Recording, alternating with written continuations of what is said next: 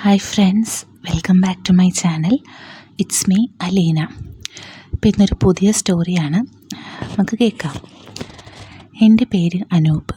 എനിക്ക് 28 വയസ്സുണ്ട്. എൻ്റെ വീട് കൊല്ലം ജില്ലയിൽ കുണ്ടറയിലാണ്. ഞാൻ കല്യാണം കഴിച്ചിരിക്കുന്നത് എറണാകുളം ജില്ലയിൽ പെരുമ്പാവൂരിൽ നിന്നാണ്. എൻ്റെ വീട്ടിൽ അച്ഛനും അമ്മയും 4 സഹോദരന്മാരുമാണുള്ളത്. ഞാൻ മൂന്നാമത്തേതാണ്. എൻ്റെ ഭാര്യയുടെ പേര് സുനിത. അവൾ കാണാൻ വളരെ സുന്ദരിയാണ്. എൻ്റെ വൈഫ് ഹൗസിൽ അമ്മയും മകളും മാത്രമാണ് ഉണ്ടായിരുന്നത്. അച്ഛൻ അവൾക്ക് 10 വയസ്സുള്ളപ്പോൾ മരിച്ചിരുന്നു. അതിനുശേഷം ഫ്ലൈവുഡ് കമ്പനിയിലും അതുപോലെ വീട് പണിക്കുമൊക്കെ പോയാണ് അവളെ വളർത്തിയത്. ഞങ്ങൾ കല്യാണം ആലോചിച്ച് ചെന്നപ്പോൾ അത്യാഗ്രഹികളായ എൻ്റെ അച്ഛനും അമ്മയും ആവശ്യപ്പെട്ട സ്ത്രീധനം ഒപ്പിക്കാൻ ആ അമ്മ ഒത്തിരി പാടുപെട്ടു. എങ്കിലും മകളുടെ കല്യാണം കഴിഞ്ഞ് കാണാൻ ആഗ്രഹിച്ച അമ്മ എങ്ങനെയൊക്കെയോ കല്യാണം നടത്തി. കല്യാണ സമയത്ത് അമ്മ എൻ്റെ അച്ഛനോടും ബന്ധുക്കളോടും താനും മകളും തനിച്ചേ ഉള്ളൂ എന്നും കല്യാണം കഴിഞ്ഞാൽ ഞാൻ അവിടെ നിൽക്കണമെന്നും ആവശ്യപ്പെട്ടിരുന്നു. അതിൻ പ്രകാരം ഞാൻ ഭാര്യ വീട്ടിൽ താമസമാക്കി. ഓട്ടോ ഓടിക്കലാണ് എൻ്റെ ജോലി.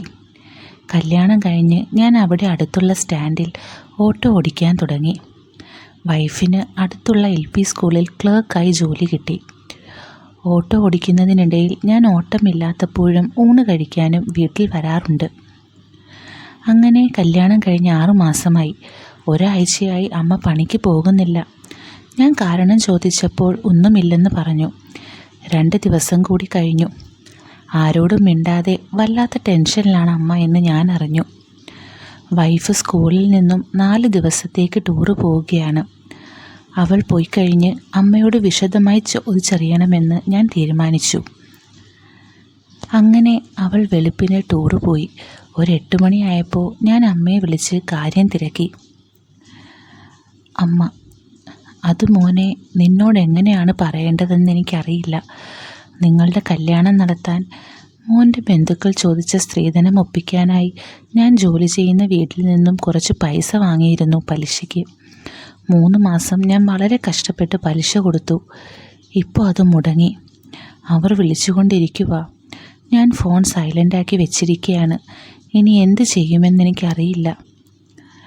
എത്ര രൂപയാണ് വാങ്ങിയത്? ഞാൻ ചോദിച്ചു. 2 ലക്ഷം. അയാളുടെ പേരെന്താ? സണ്ണിച്ചൻ എന്നെല്ലാവരെയും വിളിക്കും. എവിടെ അയാളുടെ വീട്? ഇവിടെ അടുത്താ മോനെ. പക്ഷേ അയാൾക്ക് ഒരുപാട് സ്ഥലത്ത് വീടുകളുണ്ട്. അയാളുടെ ഫാമിലി ഉള്ള വീട്ടിലാണ് ഞാൻ ജോലിക്ക് പോകുന്നത്. അമ്മ നമ്പർ ഒന്ന് തന്നേ, ഞാനൊന്ന് വിളിച്ച് നോക്കട്ടെ. അമ്മ നമ്പർ തന്നു. ഞാൻ വിളിച്ചു. ഹലോ, ഞാൻ ലീലയുടെ മരുമകനാണ്, അനൂപ്. സണ്ണി: ഓ അനൂപേ, ഞാൻ ഒരുപാട് തവണ അമ്മയെ വിളിച്ചു. അവർ ഫോൺ എടുത്തില്ല. പേടിച്ചിട്ടാ ചേട്ടാ. ചേട്ടനോട് എന്തു പറയണമെന്നറിയാത്തത് കൊണ്ടാ. അതുകൊണ്ട് കാര്യമില്ലല്ലോ അനൂപേ. എനിക്ക് പൈസ കിട്ടണ്ടേ? ഇത് ഞങ്ങൾ 3 പേര് ചേർന്ന് നടത്തുന്ന ഒരു ചെറിയ ഫൈനാൻസാ. അവർ എന്നെ ചീത്ത പറയുകയാണ്. ഞാൻ എന്തു പറയും? എൻ്റെ റിസ്കിലാണ് പൈസ കൊടുത്തത്. ഞാൻ ഇപ്പോഴാണ് ഇതറിയുന്നത് ചേട്ടാ. എനിക്കൊന്നും പറയാനില്ല. സണ്ണി: ഒരു കാര്യം ചെയ്യ്, താൻ അമ്മയും കൂട്ടി എൻ്റെ വീട് വരവാ. എന്തായാലും ഒരു തീരുമാനമുണ്ടാകണമല്ലോ. നമുക്കൊരുമിച്ച് ആലോചിക്കാം എന്ത് വേണമെന്ന്. ഞാൻ എൻ്റെ കൂട്ടുകാരെ ഒന്ന് വിളിക്കട്ടെ. എവിടെയാണ് വരേണ്ടത്? ഞാൻ ലൊക്കേഷൻ ഇട്ടേക്കാം, അത് നോക്കി വന്നാൽ മതി. അയാൾ ഫോൺ വെച്ചു. അമ്മ: അയാൾ എന്തു പറഞ്ഞു മോനെ? അയാൾ നമ്മളോട് അവിടെ വരെ ഒന്ന് ചെല്ലാൻ പറഞ്ഞു. നമ്മൾ അവിടെ എന്തു പറയും മോനെ? അവർ എന്തെങ്കിലും വഴി പറയും അമ്മേ. അല്ലെങ്കിൽ കുറച്ച് അവധിയെങ്കിലും ചോദിക്കാം. അമ്മ റെഡിയാക്, നമുക്ക് പോയി നോക്കാം. അമ്മയും ഞാനും എൻ്റെ വണ്ടിയിൽ ലൊക്കേഷൻ നോക്കി പുറപ്പെട്ടു. കുറച്ചു പോയതും അമ്മ പറഞ്ഞു, ഇത് ഞാൻ ജോലി ചെയ്യുന്ന വീട്ടിലേക്കുള്ള വഴിയല്ല മോനെ. ഞാനൊന്നും മിണ്ടിയില്ല. ഞങ്ങൾ ലൊക്കേഷൻ കാണിച്ച വീട്ടിലെത്തി. ബെല്ലടിച്ചു. ഒരു 40 വയസ്സ് തോന്നിക്കുന്ന ഒരു സുന്ദരനായ മനുഷ്യൻ വന്ന് വാതിൽ തുറന്നു. ഞാൻ അമ്മയെ നോക്കി. അമ്മ പരുങ്ങുന്നത് കണ്ടപ്പോൾ അതമ്മ പറഞ്ഞ സണ്ണിയാണെന്ന് എനിക്ക് മനസ്സിലായി. വാ, അകത്തേക്ക് വാ. അയാൾ പറഞ്ഞത് കേട്ട് ഞങ്ങൾ അകത്ത് കയറിയിരുന്നു. ഞങ്ങളുടെ മുന്നിലായി അയാളും ഇരുന്നു. സണ്ണി: അനൂപേ, ഇനി എന്താ നമുക്ക് ചെയ്യാൻ പറ്റുന്നത്? പൈസയ്ക്ക് എന്തെങ്കിലും മാർഗം കാണണമല്ലോ. അയാൾ അമ്മയെയും എന്നെയും നോക്കി പറഞ്ഞു. അമ്മ എന്ത് പറയണമെന്നറിയാതെ തല കുനിച്ചിരിക്കുകയാണ്. ചേട്ടാ, ഇപ്പോൾ പൈസയ്ക്ക് ഒരു നിവൃത്തിയുമില്ല.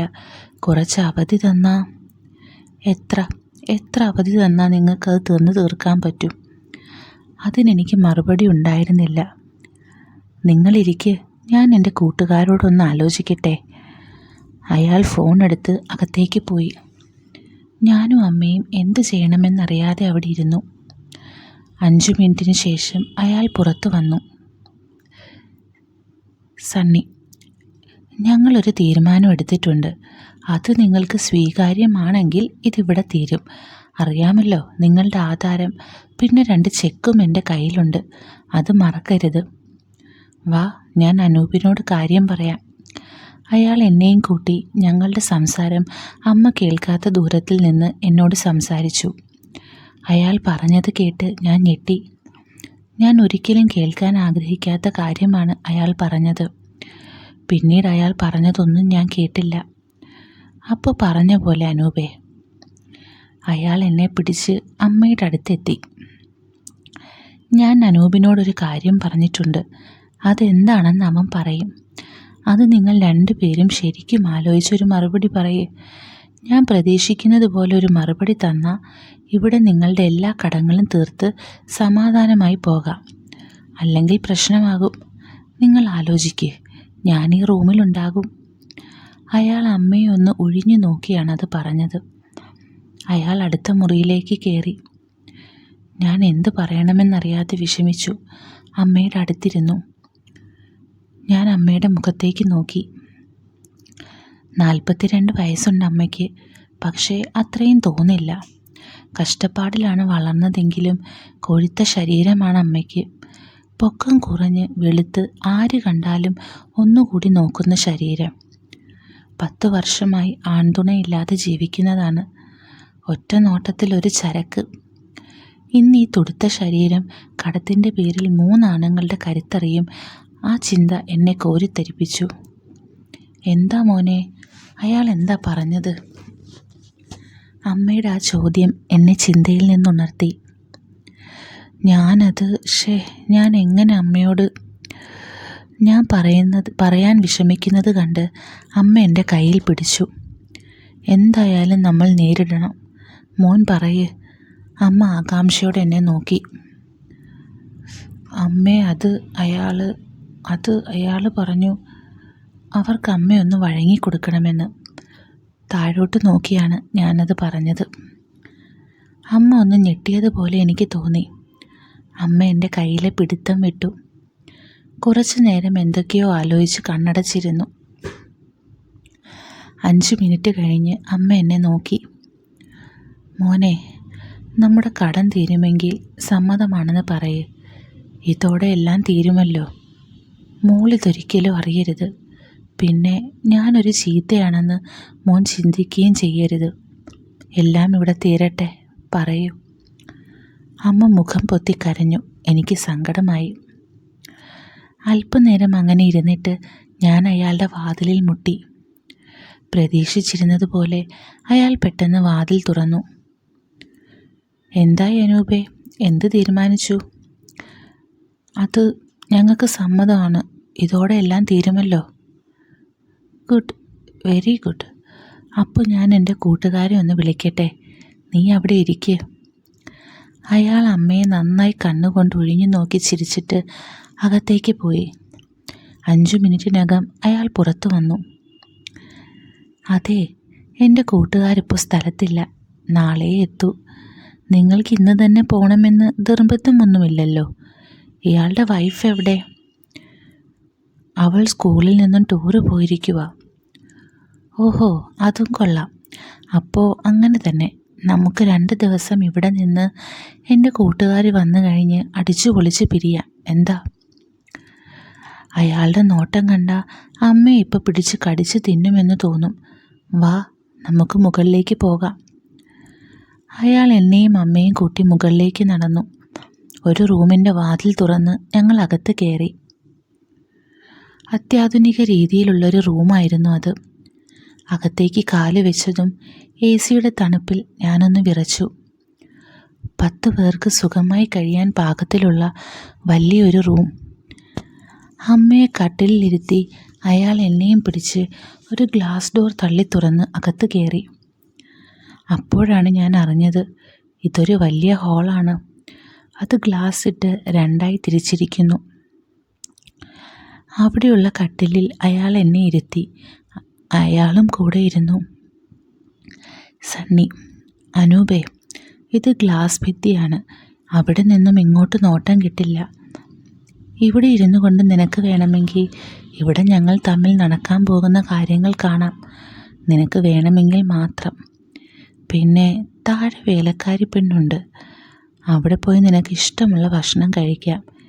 ഇവിടുത്തെ കളി കണ്ട് നിനക്ക് എന്തെങ്കിലും തോന്നുകയാണെങ്കിൽ അവളോട് പറഞ്ഞാൽ മതി.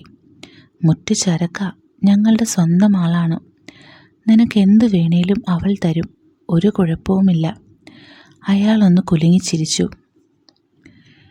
പിന്നെ നീ പോകുമ്പോൾ ഈ ഗ്ലാസ് ഡോറിലൂടെ തന്നെ പോകണം, അമ്മയുടെ മുന്നിലൂടെ. കാരണം നീ ഇവിടെ ഇരിക്കുന്നുണ്ടെന്ന് നിൻ്റെ അമ്മായിയമ്മയ്ക്ക് തോന്നിയാൽ ഞങ്ങളുടെ ഒരു ത്രില്ലും ചിലപ്പോൾ കുറയും. നീ ഈ റൂമിൻ്റെ ഡോർ തുറന്ന് കയറിയിരുന്നോ? ഓക്കെ, എന്നാ നീ വാ. അയാൾ എന്നെയും കൊണ്ട് അമ്മയുടെ മുന്നിലെത്തി. അമ്മ മുഖം പൊത്തി കട്ടിലിരിക്കുന്നുണ്ടായിരുന്നു. ഞാൻ വന്നതറിഞ്ഞ് അമ്മ എന്നെ ഒന്ന് നോക്കി. എന്താണ് ആ മുഖത്തെന്ന് എനിക്ക് വായിച്ചെടുക്കാൻ കഴിഞ്ഞില്ല. അപ്പോഴും ഞാൻ ചിന്തിച്ചത് മറ്റൊന്നാണ്. ഈ പകൽ വെളിച്ചത്തിൽ AC-യുടെ തണുപ്പിൽ അല്പനിമിഷങ്ങൾക്കകം അമ്മ ഈ നിൽക്കുന്ന മനുഷ്യൻ്റെ ആഗ്രഹങ്ങൾക്ക് വഴങ്ങും.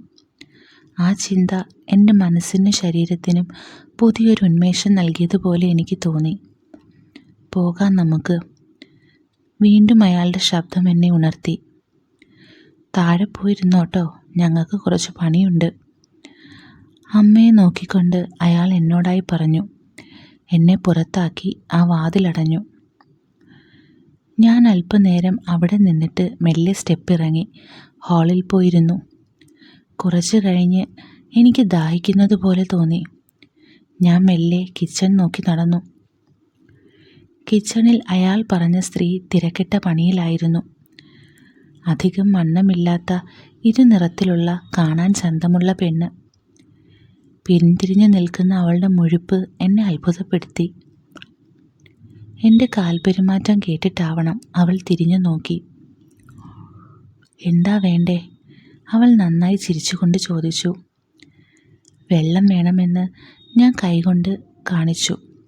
അവൾ ഫ്രിഡ്ജ് തുറന്ന് ഒരു കുപ്പി വെള്ളമെടുത്ത് നീട്ടി. അവൾ നീക്കിയിട്ട കസേരയിലിരുന്ന് ഞാൻ വെള്ളം കുടിച്ചു. പേരെന്താ? അനൂപ്. ആരാ കൂടെയുള്ളത്? വൈഫിൻ്റെ അമ്മ, അതായത് അമ്മായിയമ്മ. കടമുണ്ടായിരുന്നല്ലേ? എത്ര? 2 ലക്ഷം. ഓ, അത്രയുമുണ്ടോ? അപ്പോൾ അമ്മ കുറേ കഷ്ടപ്പെടുമല്ലോ. 3 പേര് നല്ല രീതിയിൽ പണിയും. അവൾ എന്നെ നോക്കി ചിരിച്ചുകൊണ്ട് പറഞ്ഞു. ഞാനൊന്നും പറഞ്ഞില്ല. സണ്ണിച്ചൻ അപ്പുറത്തെ മുറി കാണിച്ചു തന്നില്ലേ കാണാൻ? ഞാൻ തലകുലുക്കി. ഞാനൊന്നും പറയാത്തത് കൊണ്ടാവാം അവൾ എൻ്റെ അരികിൽ വന്നു. വിഷമിക്കുകയൊന്നും വേണ്ട കേട്ടോ. ഇവിടെ ഇത് പതിവാ. സ്വന്തം അമ്മയും ഭാര്യയും ഇവിടെ ഇങ്ങനെ കൊണ്ടാക്കാറുണ്ട് ചിലർ. അതൊക്കെ കാണാറുമുണ്ട്. അതുകണ്ട് കടി കയറി എല്ലാവരും എൻ്റെ അടുത്തോട്ട് വന്ന് കയറിയിട്ടാണ് പോകുന്നത്. ഇതത്രയ്ക്കൊന്നും ഇല്ലല്ലോ, വൈഫിൻ്റെ അമ്മയല്ലേ. ഏയ്, എനിക്ക് വിഷമമൊന്നുമില്ല. പിന്നെ അമ്മയെ ഞാൻ ഇതുവരെ ഇങ്ങനെ കണ്ടിട്ടില്ല, അതാ. കൂൾ മാൻ, പോയി അതൊക്കെ കാണ്. എന്നിട്ട് ഇങ്ങോട്ട് വാ, ഞാൻ റെഡി. അവളുടെ വാക്കുകൾ കേട്ട് ഞാൻ എണീറ്റു. വാ, ഒന്ന് ഉഷാറാവട്ടെ. അവൾ കൈകൾ വിരിച്ച് എന്നെ ക്ഷണിച്ചു. അവളുടെ ആ കെട്ടിപ്പിടുത്തം എനിക്ക് ആവശ്യമാണെന്നപ്പോൾ തോന്നി. ഞാൻ അവളെ കെട്ടിപ്പിടിച്ചു. അവൾ തിരിച്ചു. കുറച്ചു നേരം കെട്ടിപ്പിടിച്ച് നിന്നിട്ട് അവൾ അകന്നു. എനിക്കൊരു ഉമ്മ തന്നിട്ട്, ചെല്ല് പോയി എല്ലാം കണ്ടൊന്ന് ഉഷാറായിട്ട് വാ, ആണുങ്ങളെപ്പോലെ. ഞാൻ മെല്ലെ ഹാളിലെത്തി. കോണി കയറാൻ ഒരു മടി.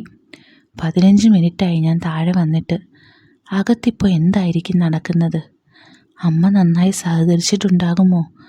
കാണണോ വേണ്ടയോ എന്ന ചിന്ത എന്നിലുണ്ടായി. അവസാനം കാണണമെന്ന് തന്നെ ഞാൻ തീരുമാനിച്ചു. ഇങ്ങനെയല്ലാതെ ഇതൊന്നും കാണാൻ ഇനി തനിക്ക് കഴിയില്ല. ഞാൻ കോണി കയറി അവരുടെ റൂമിൻ്റെ മുന്നിലെത്തി ചെവി ഓർത്തു. ഇല്ല, അകത്തുനിന്നും ഒച്ചയൊന്നും കേൾക്കുന്നില്ല. ഞാൻ മെല്ലെ മറ്റേ റൂമിൻ്റെ വാതിൽ തുറന്ന് അകത്ത് കയറി. നെഞ്ചിടിപ്പോടെ ഗ്ലാസ് ഭിത്തിയിലെ കർട്ടൻ വലിച്ചു മാറ്റി അകത്തേക്ക് നോക്കി. അകത്തെ ഒറ്റ കാഴ്ചയിൽ തന്നെ എൻ്റെ രക്തം ചൂട് പിടിച്ചു. അകത്ത് കട്ടിലിൽ മലർന്നു കിടക്കുന്ന എൻ്റെ വൈഫിൻ്റെ അമ്മയെ കണ്ടു. വെളുത്തു തൊടുത്ത അമ്മായിയമ്മ. കട്ടിലിനടുത്ത് മാറിയുള്ള ഒരു ടേബിളിൽ വലിയ പിയാനോ ഉണ്ട്. ഒരു ബെർമൂഡ മാത്രമിട്ട് ഒരു കസേരയിലിരുന്ന് പിയാനോ വായിക്കുന്ന സണ്ണിച്ചൻ. ഇത് കണ്ടപ്പോൾ ഹേ റാം സിനിമയിലെ കമൽഹാസനും വസുന്ധരാദാസും അഭിനയിച്ച ആ പാട്ട് സീൻ ഓർമ്മ വന്നു. ആ പാട്ട് സീനിൽ പരിപാടിക്ക് ശേഷമാണ് കമൽഹാസൻ പിയാനോ വായിക്കുന്നത്. ഇവിടെ പരിപാടി തുടങ്ങുന്നതിന് മുൻപേ ആണ് സംഗീത കച്ചേരി. പിയാനോ വായിക്കുന്ന സ്പീഡ് കൂടിക്കൂടി വരുന്നല്ലോ. പെട്ടെന്ന് നിർത്തി. ടേബിളിൽ ഒഴിച്ചു വെച്ച ഗ്ലാസ്സിൽ നിന്ന് സണ്ണിച്ചൻ വിസ്കി സിപ്പ് ചെയ്ത് പതിയെ എഴുന്നേറ്റു. ഒരു വശ്യതയാർന്ന ചിരിയോടെ കട്ടിലിനെ ലക്ഷ്യമാക്കി നടക്കുന്നു. എൻ്റെ നെഞ്ചിടിപ്പ് വല്ലാതെ കൂടി. അതാ സണ്ണിച്ചൻ എൻ്റെ വൈഫിൻ്റെ അമ്മയുടെ അടുത്തേക്ക് വന്നിരുന്നു കഴിഞ്ഞു. നല്ല സുന്ദരിയായ എൻ്റെ അമ്മായി അമ്മയുടെ മുടിയിഴകളിൽ തലോടാൻ തുടങ്ങി. ഞാൻ ശ്വാസം അടക്കി പിടിച്ച് അവിടെ നടക്കാൻ പോകുന്നത് കാണാൻ തുടങ്ങി. ഈ കഥയുടെ ബാക്കി ഒരു പോർഷൻ ഞാൻ നമ്മുടെ ടെലഗ്രാം ചാനലിലായിരിക്കും ഇടുന്നത്. അത് വൈകാതെ തന്നെ ഇടും. അപ്പോൾ ആ ചാനലിൽ ലിങ്ക് ഞാൻ ഡിസ്ക്രിപ്ഷനിൽ ഇട്ടിട്ടുണ്ട്. ജോയിൻ ചെയ്തിട്ടില്ലാത്തവർ ജോയിൻ ചെയ്യുക. അപ്പോൾ ഈ കഥ ഇഷ്ടപ്പെട്ടെങ്കിൽ ചാനലൊന്ന് സബ്സ്ക്രൈബ് ചെയ്യുക. With love, Aleena.